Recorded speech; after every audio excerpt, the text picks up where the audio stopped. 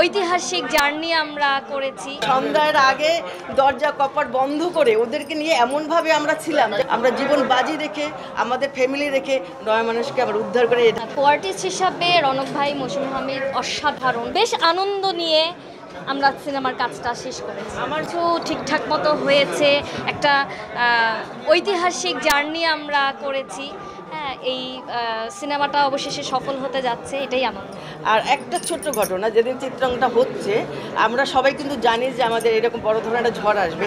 আমার কিছু আর্টিস্ট ছিল, একদম বাচ্চা বাচ্চা পোনা আর্টিস্ট ছিল, এদেরকে আমি বুঝতেই দেয়নি। সন্ধ্যার আগে দরজা কপাট বন্ধ করে ওদেরকে নিয়ে এমনভাবে আমরা ছিলাম যেন ওরা টেরই পায়নি যে আজকে চিত্রাঙ্গন ঝড় হচ্ছে। যখন ওরা সকালবেলা বের হলো দরজা খুলে, তখন দেখলো সব তছনছ হয়ে গেছে। কিন্তু আমি সানজানা বিশেষ করে আমাদেরকে সেই বাচ্চাগুলোকে খুব আগলাই রেখেছি যেন ওরা ভয় না পায়। আমাদের সেই 9 মানুষের অনেক ইতিহাস আপনার সিনেমাটা দেখলে বুঝতে পারেন। আমাদের অরিজিনাল ফুটেজগুলো আছে, জীবনের শেষ যুদ্ধ করে আমরা জীবন বাজি রেখে আমাদের ফ্যামিলি রেখে 9 মানুষকে আবার উদ্ধার করে ঢাকা শহরে, বাংলাদেশের অলিতে গলিতে, শহরে শহরে, বিভাগে বিভাগে 9 মানুষকে আমরা প্রেজেন্ট করতে পেরেছি। এটাই আমাদের জীবন ধন্য। এখানে হলো আমাদের চরের মেহনতি মানুষের, বিশেষ করে জেলে সম্প্রদায়, যে তাদের জীবন যুদ্ধ, তাদের জীবন যেভাবে ধারায় চলছে এবং তারা যে প্রকৃতির সাথে কিভাবে যুদ্ধ করছে, প্রকৃতির সাথে যুদ্ধ করছে, সমাজের সাথে যুদ্ধ করছে, কিভাবে তাদের জীবনযাপন হচ্ছে, এই সিনেমা আমরা সেই মেসেজটাই দিতে যাচ্ছি। আমরা আসলে সবাই থাকি বড় বড় দালানে কোঠায়, বড় বিশাল ঐতিহ্যতেই থাকি, কিন্তু আমরা তাদের কথা কখনো ভাবি না। আমরা যে বাজারে মাছ খাই, সে মাছটা কোথা থেকে আসে, কীভাবে আসে, কিসের বিনিময়ে আসে, এই সব কিছু যা জেলে সম্প্রদায়ের জীবনে নিয়ে খেটে খাওয়া মানুষের এবং বানভাসী মানুষের জীবনের গল্প 9 মানুষ। কোয়ার্টিস্ট হিসাবে রনক ভাই, মৌসুমী হামিদ অসাধারণ। হ্যাঁ, এবং অভিনয় শিল্পী মানেই তো নিজেকে বিভিন্ন রূপে তুলে ধরবেন, এটাই তো একজন অভিনয় শিল্পীর কাজ। তো ওনারা সেটা সুন্দর মতো পেরেছেন। হ্যাঁ, এবং আমরা আমাদেরকে যথেষ্ট সাপোর্ট করেছেন, বিশেষ করে রনক ভাই, মৌসুমী অনেক সাপোর্ট করেছেন। হ্যাঁ, খুব ভালো চরিত্রটা ওনারা ভালোভাবে তুলে ধরেছেন। আসলে এখানে গল্পটা, বেসিক গল্পটাই আমরা গল্পের প্রেমে পড়ে গেছি সবাই।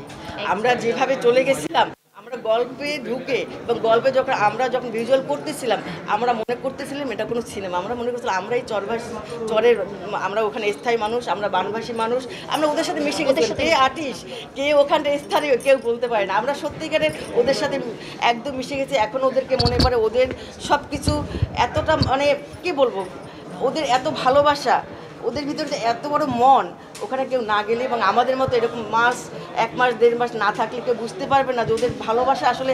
এখনও আমার মুগ্ধ, এখনও ওদের জন্য আমাদের মন কাঁদে। আমরা এখনও চেষ্টা করি যাওয়ার জন্য, ওদের সাথে দেখা করার জন্য। ওদের অনেক সহযোগিতা, বললাম না, আমরা সবাই প্রত্যেকটা আর্টিস্ট গল্পের প্রেমে পড়ে গেছিলাম। এটা হলো গিয়ে চাঁদপুরে মতলব কানুদিন চর।